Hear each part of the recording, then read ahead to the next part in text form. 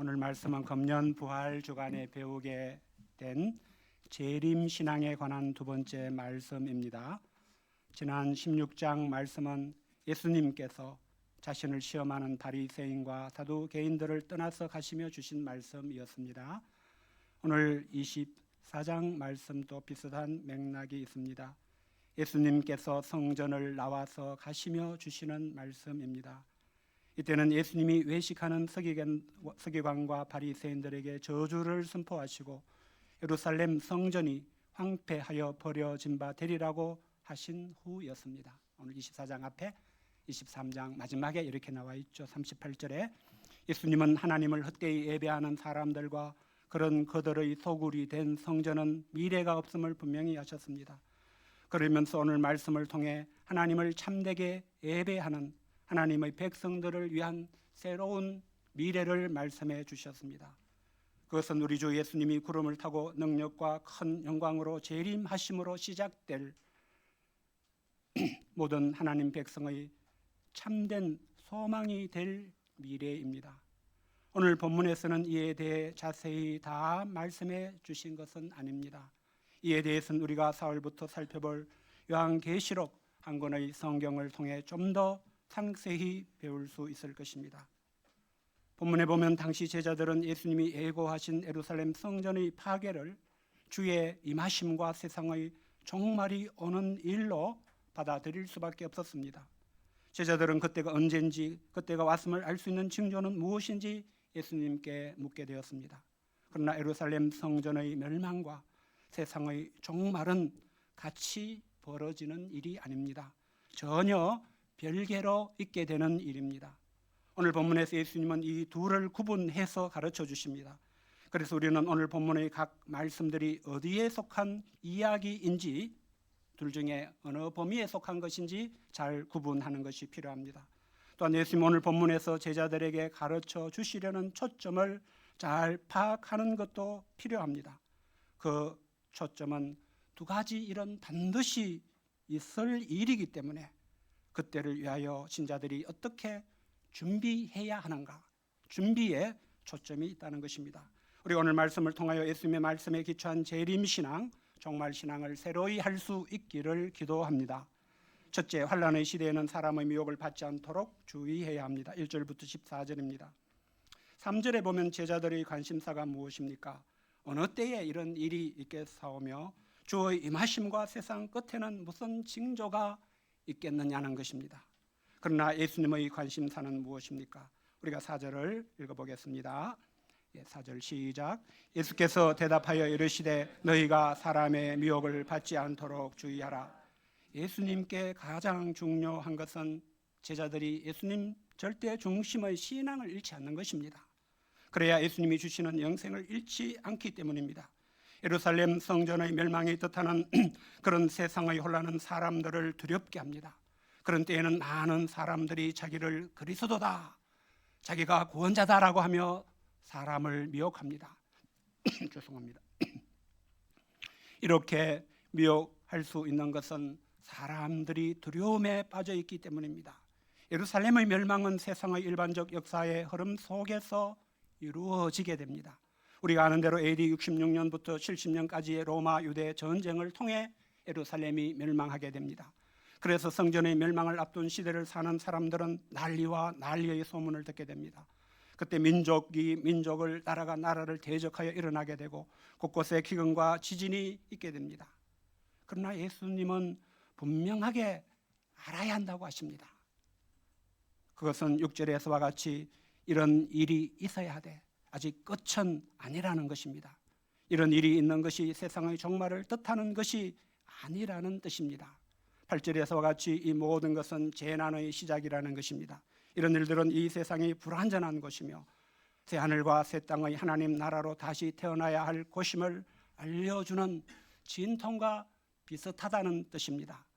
그러므로 성전의 멸망과 같은 일들이 있을 때, 난리와 난리, 나라와 나라의 전쟁, 기근과 지진이 발생할 때 누군가가 세상의 종말이 왔다라고 한다면 그는 어떤 사람입니까? 예수님은 그런 사람은 미혹하는 사람이며 그런 사람의 미혹을 받지 않도록 주의하라고 하십니다. 이는 예수님 당시에서부터 오늘 이 시대까지 앞으로 주 예수님께서 친히 말씀하신 종말의 징조가 있기 전까지는 항상 진리입니다. 세상의 종말은 뒤에서 예수님이 말씀해 주시지만 오직 하나님 아버지만이 아시고 하나님 아버지만이 그 때를 정하십니다. 그 종말은 세상에서 벌어지는 난리와 난리, 전쟁과 전쟁, 기근과 지진 같은 것으로 임하는 것이 아닙니다. 물론 자기 시대에 겪는 난리나 전쟁, 자연의 재난은 마치 세상의 종말처럼 비극적이며 참혹할 수 있습니다. 9절부터 12절에서 예수님이 말씀해 주신 것도 그렇다는 뜻입니다. 성전의 멸망을 앞둔 그 시대에 예수님을 믿는 신자들은 소수였습니다. 그들은 예수님의 가르침을 따랐고 복음을 전했습니다. 이런 신자로서 사는 것은 예수님을 거부하고 죽인 그 시대 사람들에게 박해를 받을 수밖에 없는 삶이었습니다. 그래서 그들은 제자들을 환란에 넘겨주고 우리가 사도행전에서 보듯이 스데반이나 야고보의 경우처럼 죽이게 되기도 합니다. 제자들은 예수님을 믿는다는 이유로 모든 민족에게 미움을 받을 것입니다. 그런 환란의 시대에는 많은 사람들이 믿음을 떠나고 서로 잡아주고 미워하고 거짓 선지자가 많이 일어나 많은 사람을 미혹할 것입니다. 불법이 성함으로 많은 사람의 사랑이 식어집니다. 그래서 예수님은 미리 제자들에게 그런 시대를 살아갈 때 어떻게 해야 할지를 가르쳐 주십니다. 예수님은 준비의 포인트가 있으십니다. 우리가 13절을 읽어보겠습니다. 13절 시작. 그러나 끝까지 견디는 자는 구원을 얻으리라. 그런 때에 제자들이 해야 할 일이 있습니다. 무슨 큰 일을 못해도 한 가지 해야 할 일이 있습니다. 그것이 끝까지 견디는 것입니다. 일강 말씀의 기초에 의하면 끝까지 견디는 것은 예수님을 따르기를 포기하지 않는 것이 될 것입니다. 어떤 미혹도 주의하며 예수님 절대 중심의 신앙을 버리지 않는 것이 될 것입니다. 몸은 죽여도 영혼은 죽이지 못하는 자들을 두려워하지 않고 죽기까지 믿음을 지키는 것이 될 것입니다. 우리가 살아가는 이 시대, 이 세상도 예수님의 제자들이 살아가며 겪었던 시대와 세상과 다르지 않습니다. 난리와 난리, 전쟁과 전쟁, 자연의 재난 사건이 우리 시대에도 여전합니다. 이런 세상에서 예수님은 우리가 한 가지를 잘하기 바라실 줄을 믿습니다. 그것은 우리가 끝까지 견디는 것입니다. 끝까지의 끝이 무엇인지에 대해서는 14절에서 이 천국 복음이 모든 민족에게 정언되기 위하여 온 세상에 전파되리니 그제야 끝이 오리라고 하십니다. 이를 볼 때 그 끝은 더 이상 복음 전파가 필요하지 않게 되는 때입니다. 그때는 하나님이 세상의 종말이 되게 하시는 날이며 하나님의 재창조로 하나님의 나라가 오는 날이라고 할 수 있습니다. 또한 개인들에게는 이 세상에 사는 날이 끝나는 죽는 날이 될 것입니다. 우리는 개인적인 끝날이든 하나님의 역사에서의 끝날이든 끝까지 견디는 사람이 될 수 있어야 합니다. 저는 여러분들이 여기 이 예배의 자리에서 주 예수님의 말씀을 듣고 있는 것이 지금까지 견디기를 계속 해왔기 때문임을 압니다. 우리는 오늘 예수님의 이 말씀에 다시 힘을 얻어서 지금까지처럼 앞으로도 계속 끝까지 잘 견딜 수 있기를 기도합니다. 둘째, 환난의 때를 위해 기도하며 환난의 때에도 하나님의 긍휼을 믿어야 합니다. 15절부터 35절입니다. 제자들의 시대에는 성전의 멸망이 뜻하는 그런 환난의 시대를 겪게 됩니다. 그런 세상에서 제자들은 어떻게 해야 합니까? 예수님은 너희는 선지자 다니엘이 말한 바 멸망의 가정한 것이 거룩한 곳에 선 것을 보거든 그때에 유대에 있다면 산으로 도망하라고 하십니다. 이는 로마 군대가 예루살렘을 포위하고 멸망시킬 때에 대해서 하신 말씀입니다. 그때 제자들은 예루살렘에서 하나님을 거역하고 심판받는 사람들과 같이 멸망해야 할 이유가 없습니다. 이를 위해 로마 군대가 오지 않을 산으로 도망하여 멸망을 피해야 합니다. 17, 18절은 피할 때는 지체 없이 미련 없이 피하라는 말씀입니다. 또 그런 환난의 시대에는 아이 벤자나 젖 먹이는 자들이 너무나 큰 고통을 겪을 것을 안타까워하십니다. 그래서 예수님은 그 도망하는 나를 위하여 기도하라고 하십니다. 그렇게 도망하는 일이 겨울에나 안식일이 되지 않게 해달라고 하나님께 기도해야 한다고 하십니다.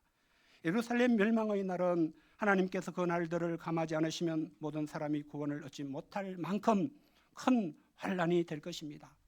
그러나 하나님은 그 택하신 자들을 위하여 그 날들을 감하실 것이라고 미리 말씀해 주십니다.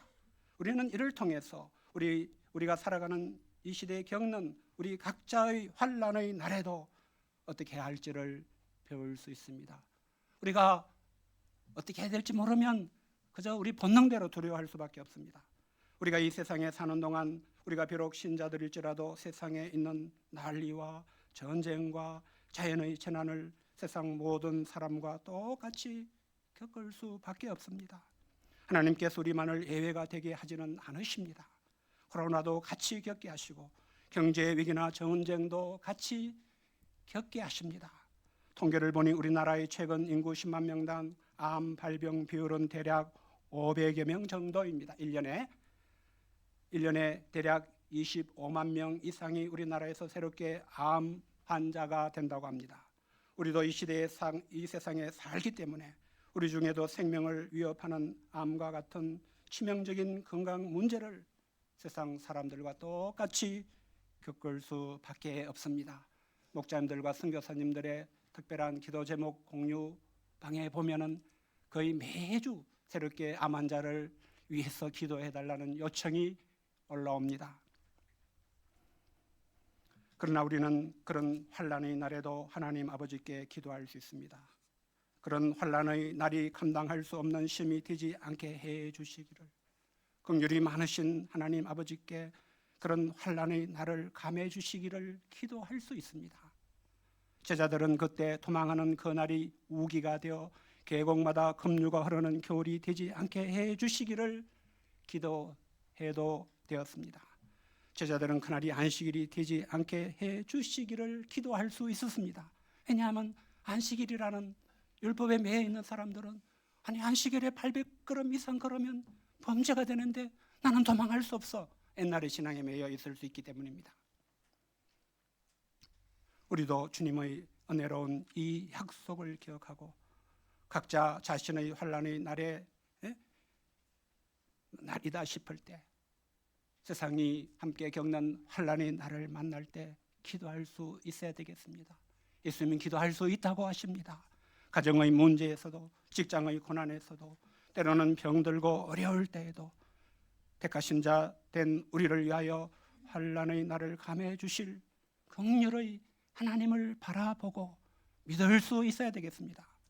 환난의 날에 이렇게 기도하고 이렇게 긍휼의 하나님을 바라보는 것이 왜 중요합니까?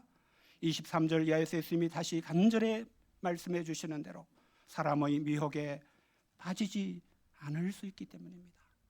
기도할 수 없고 긍휼의 하나님을 바라보지 못하면 불신을 심고 어둠을 심는 사람에게 미혹당할 수 있습니다. 예수님은 환난의 때에는 사람의 미혹이 반드시 있게 될 것을 아십니다. 그때는 거짓 그리스도들과 거짓 선지자들이 일어나 큰 표적과 기사를 보여 할 수만 있으면 택하신 자들도 미혹하게 될 것이라고 하십니다. 이 말씀대로 실제로 통일교나 신천지와 같은 오늘날 한국에 넘치는 이단에 미혹된 사람들을 보면 대부분 기존교회 신자들이었습니다. 그런 이단들이 발생한 토양은 일제시대의 암울한 그런 고통의 그 시기를 지나고 6.25 전쟁이라는 참혹한 환난을 겪으면서 세상에 대한 두려움이 넘치던 것이 이단들이 일어난 토양이었습니다. 그리고 이단들에 빠진 사람들은 거의 90% 이상이 기존의 교회 신자들이었습니다. 왜 그런 일이 일어났겠습니까?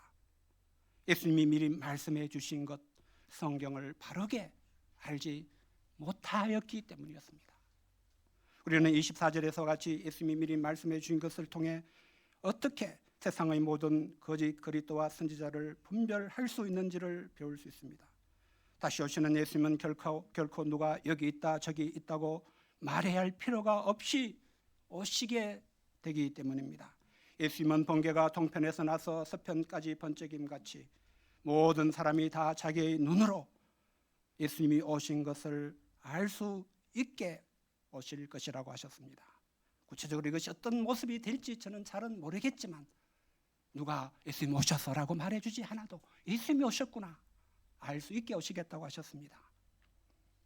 이 말씀에서 분명하게 알 수 있는 것이 있습니다. 그것은 예수님의 부활 승천 이후부터 지금까지 자기를 그리스도라고 한 자들은 모두 거짓 그리스도였다는 것입니다.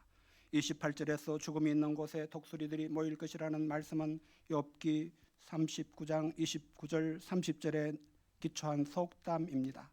이는 예수님이 말씀은 독수리가 있는 곳에 시체가 있는 것처럼 반드시 있게 될 일이며 명백히 다를 것이라는 뜻입니다. 29절에서 33절은 거짓 그리스도를 분별할 수 있도록 진짜 예수님이 다시 오시는 때는 어떻게 다를지를 간략히 말씀해 주시는 부분입니다. 그때는 해와 달과 별들이 이변을 일으키는 우주적 징조가 있게 될 것입니다. 그때는 예수님이 오시는 징조를 누구나 다 알 수 있게 하늘에서 보게 될 것입니다. 그때는 땅의 모든 족속들이 정말 예수님이 재림이 있게 된 것을 봄으로써 인생 망했다며 통곡하며 예수님이 하나님으로서의 능력과 큰 영광으로 오시는 것을 보게 될 것입니다. 그때는 예수님이 큰 나팔 소리와 함께 천사들을 보내셔서 그의 택하신 자들을 하늘 이 끝에서 저 끝까지 죽은 자나 산 자나 사방에서 다 모실 것입니다. 그래서 참된 신자에게 그날은 마침내 하나님의 나라가 오는 날, 새하늘과 새 땅으로 새로운 창조 세계를 받는 날이 될 것입니다. 32절부터 33절에서 예수님은 무화과 나무에 비유해서 그 가지가 연하해지고 잎사귀를 내면 여름이 가까운 줄을 알듯이 이 모든 일을 보면 예수님의 재림이 문 앞에 이른 듯 가까운 줄을 알아야 한다고 하셨습니다. 이 부분은 29절 이전에 연결을 시키면 안 되고 29절 이후에 말씀하신 것에 연결시켜야 되는 그런 범위입니다. 그런 후에 예수님은 34절과 35절에서 성전의 멸망에 대한 이야기의 결론을 맺으십니다. 성전의 멸망은 이 세대가 지나가기 전에 다 일어날 것이라고 다시 한번 못을 박으셨습니다. 다시 말해 제자들의 시대에 있을 일이라고 하신 것입니다.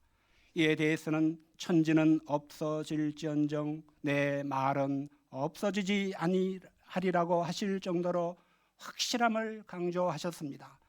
제자들은 화려하고 거대하고 경곽에 지은 석조 성전을 볼 때 감탄했습니다.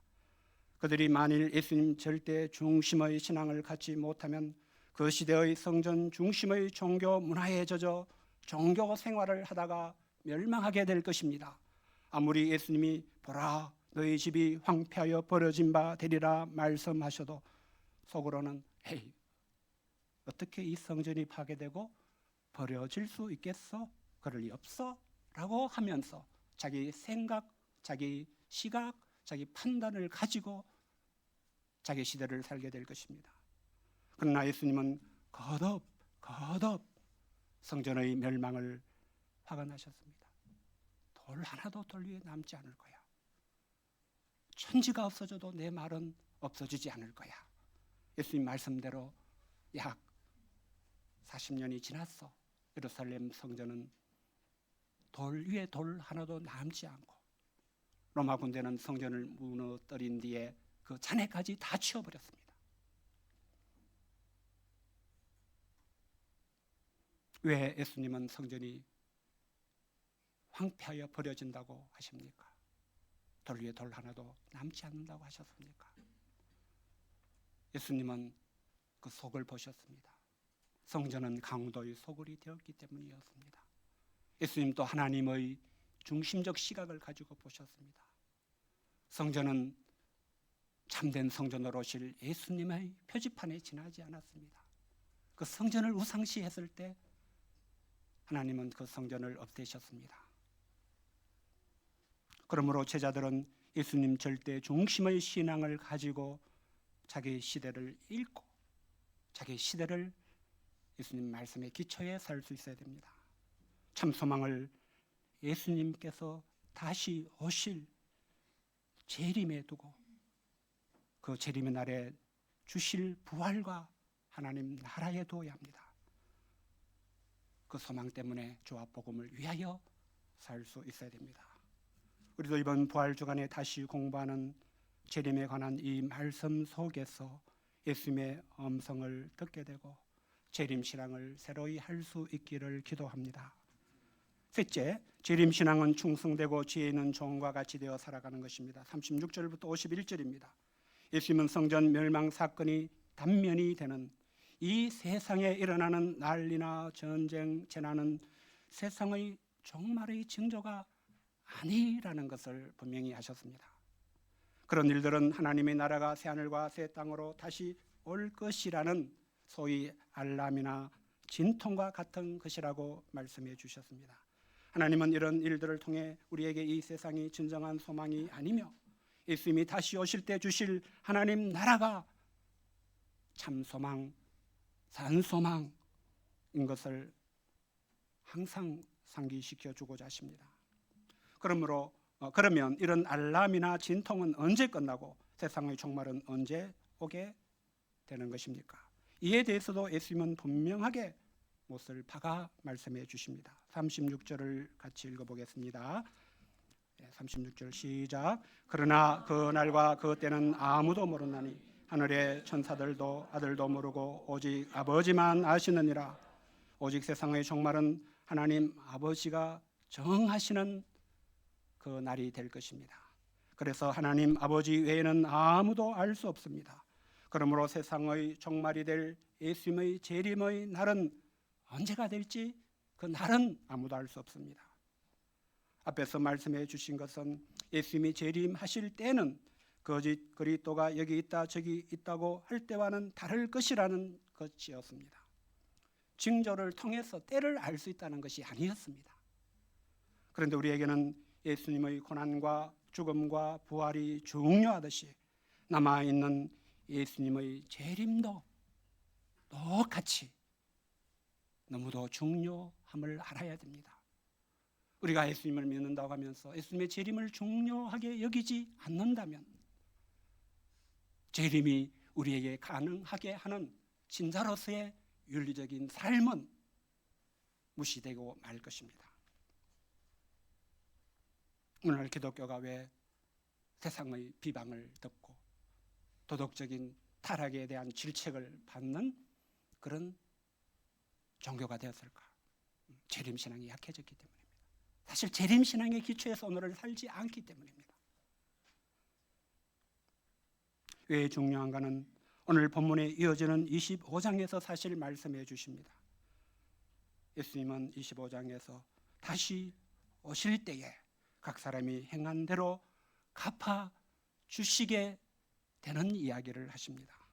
25장 31절에 보듯이 그날에 예수님은 하나님으로서의 자기 영광으로 모든 천사와 함께 오십니다. 그때 예수님은 영광의 보좌에 앉아 모든 민족을 그 앞에 모으고 각각 구분하기를 목자가 양과 염소를 구분하듯이 의인과 악인을 구분하십니다. 그리고 그들이 예수님께 행한 대로 갚으시되 악인들은 영벌에 의인들은 영생에 들어가게 하시겠다고 하십니다. 그러므로 누구든지 그날이 되어 망했다고 통곡하며 슬피 울며 이를 갈지 않으려면 어떻게 해야 됩니까? 어떻게 해야 예수님께 내 아버지께 복받을 자들이여 나와 창세로부터 너를 위하여 예비된 나라를 상속받아라. 썩지 않고 더럽지 않고 새어지지 않는 하나님의 나라를 상속 재산으로 받을 수 있습니까? 예수님은 재림의 날에 대해 노아의 때와 같을 것이라고 부연 설명을 하십니다. 그때 노아와 그 가족처럼 하나님의 말씀을 따라 평소에 방주를 예비하는 삶을 살지 않았던 사람들은 다 멸망했습니다. 재림의 날에는 두 사람이 밭에 있어도 한 사람은 데려가고 한 사람은 버려둠을 당할 것이며 두 여자가 맷돌질을 하고 있어도 한 사람은 데려가고 한 사람은 버려둠을 당합니다. 세상에서 살아가는 겉모습을 보면 신자나 비신자나 다른 것이 없을 수 있습니다. 별로 다르지 않습니다. 같은 밭을 갈고 같은 맷돌질을 하듯이 같은 직장에 다니고 같은 음식을 먹고 그렇게 다르지 않게 살 수 있습니다. 그럼에도 왜 재림의 날에는 예수님의 처분이 달라집니까? 예수님을 믿는 것이 다르기 때문입니다. 예수님을 믿는다고 하지만 예수님 절대 중심이냐 아니냐가 다르기 때문입니다. 25장에 보면 예수님을 믿는 것이 다른 것은 엄청나게 큰 것이 다른 것이 아님을 말씀해 주십니다. 예수님이 피로 사신 형제 중에 지극히 작은 자 하나에게 한 것이 다른 것이라고 하십니다. 줄일 때 먹을 것을 주었고 목마를 때 마시게 했고 나그네 될 때에 영접한 것이 달랐습니다. 헐벗을 때에 옷을 입혔고 병들었을 때 돌보았고 옥에 갇혔을 때 와서 본 것이 달랐습니다. 예수님은 그것을 예수님께 한 것과 같다고 하시고 참 신자와 아닌 자는 그것에서 달랐다고 하십니다. 오늘 본문에서 예수님은 우리에게 그런 날이 될 재림의 날을 맞이할 수 있는 준비를 한마디로 가르쳐 주십니다. 그 한마디는 깨어 있어라라는 말씀입니다. 어느 날에 주 예수님이 재림하실지 알지 못하기 때문입니다. 우리가 하고 있는 일들은 대부분 때가 정해져 있습니다. 마감 시간이 정해져 있습니다. 우리는 대부분 그 때에 맞춰서 준비를 하면 됩니다. 일주일 후에 마감이 되는 일은 5일 전까지 팽팽 놀다가 6일 차에 일주일 되기 전에 자정이 되기 전에 하여튼 하면 됩니다. 우리에게 오늘같이 주일이 오고 예배를 드리는 것도 이와 같습니다. 그러나 주 예수님의 재림만은 다릅니다. 그때 있을 세상의 종말과 최후의 심판은 때가 정해진 것이 아닙니다. 그때가 언제일지는 아무도 모릅니다. 그럼에도 그 일처럼 준비가 안 되어 있으면 안 되는 일은 없습니다. 그날을 어떻게 준비해야 됩니까? 예수님은 한 가지 방법밖에 없다고 하십니다. 그것은 42절에서와 같이 깨어있는 것입니다. 또 깨어있는 것은 45절에서와 같이 하는 것이라고 하십니다.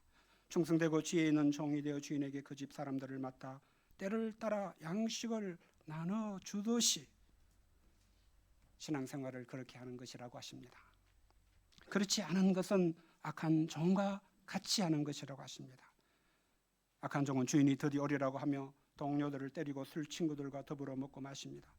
그때 그 종은 주인이 생각하지 않은 날 알지 못하는 시각에 와서 엄히 때리고 외식하는 자가 받는 벌의 차함으로 슬피 울며 이를 갈게 됩니다. 재림 신앙은 결론적으로 말하면 평소에 준비되어 있어야 하는 신앙입니다. 재림 신앙은 내일 준비해도 되는 신앙이 아닙니다.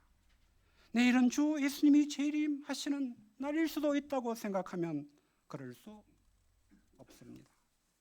재림 신앙은 지금 주님이 내 앞에 이르셔도 보시기에 좋은 모습인 사람이 되는 것입니다.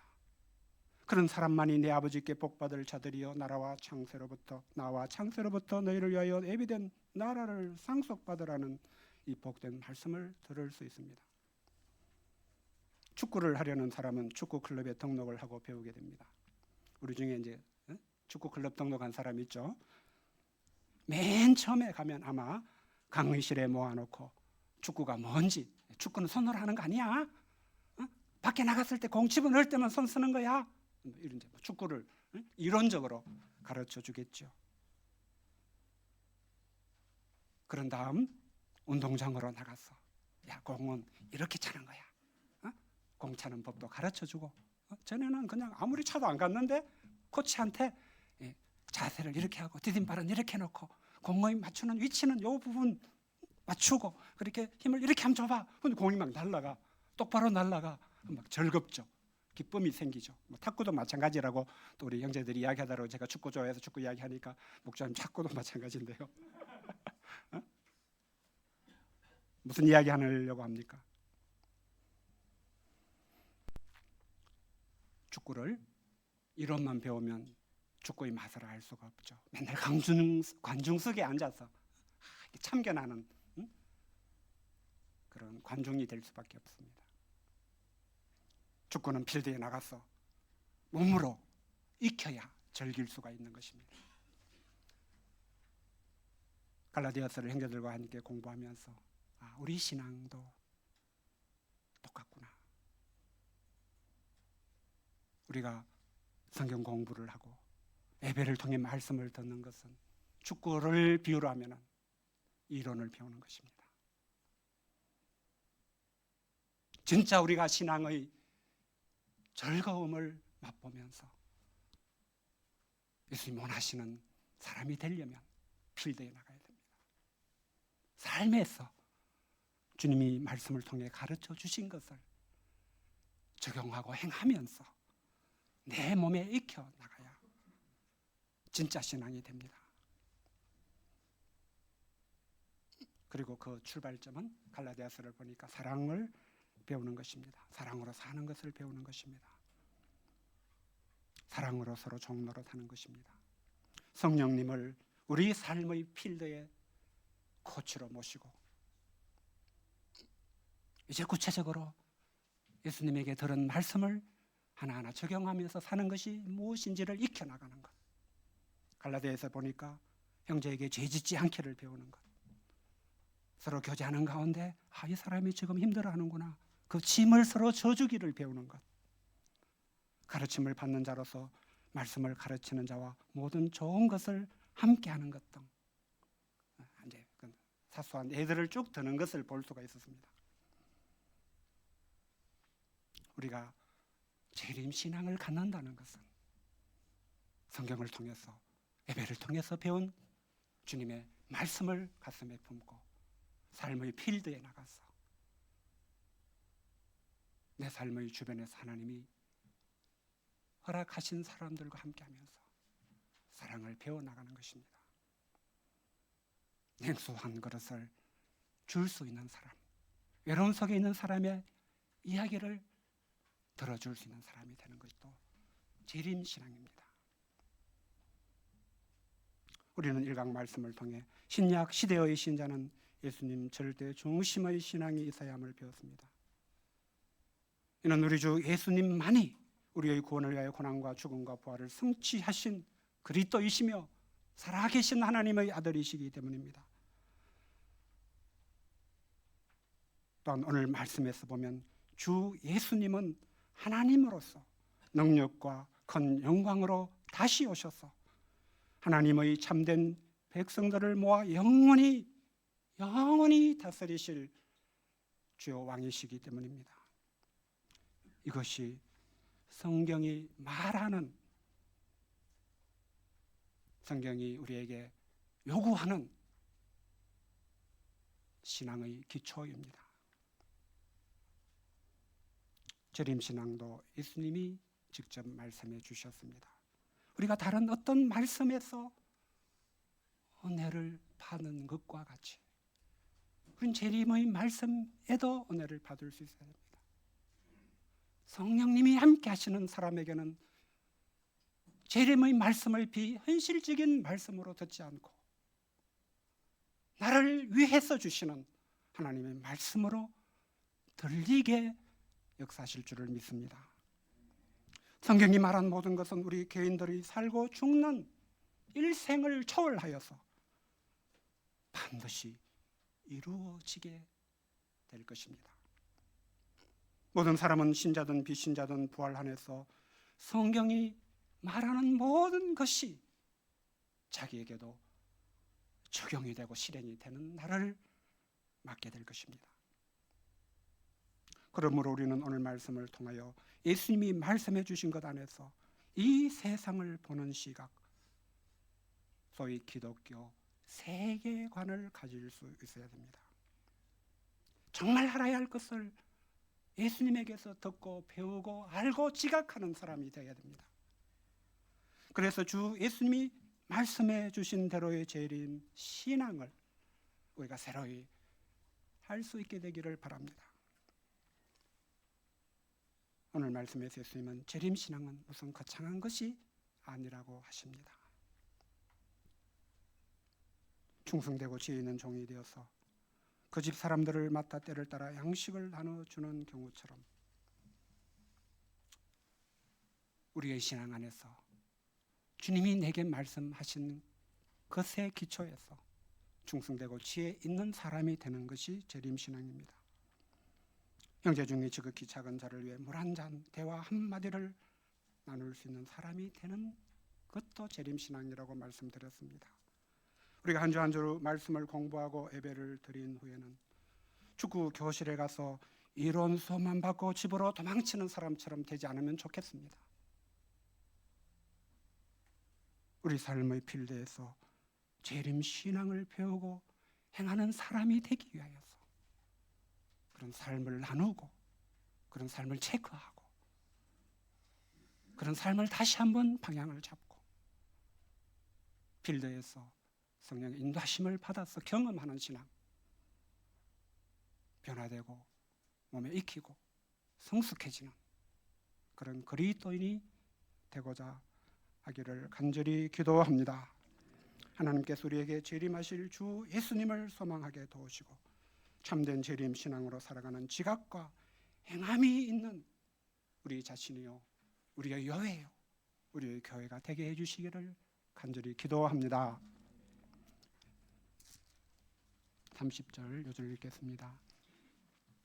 시작. 그때 인자의 징조가 하늘에서 보이겠고 그때 땅의 모든 족속들이 통곡하며 그들이 인자가 구름을 타고 능력과 큰 영광으로 오는 것을 보리라. 살아계신 하나님 아버지, 우리에게 목자 예수님을 허락해 주셔서 감사합니다. 우리를 이끌시되 생명으로 이끌어 주시는 목자 예수님의 음성을 오늘도 듣게 해주셔서 감사합니다. 하나님으로서 영광과 큰 능력 가운데 다시 오실 우리 주님, 오셔서 우리가 예수님 절대 중심의 신앙을 가지고 삶의 필드에서 주님 가르쳐 주신 삶을 살기를 애쓰고 또 기도한 것을 다 알아주시고 창세로부터 예비된 하나님 나라를 받으라고 우리에게 하나님 나라를 주실 예수님을 바라보게 해주셔서 감사합니다. 이 예수님의 재림 신앙을 새롭게 하는 2026년 부활 주간이 되기를 기도합니다.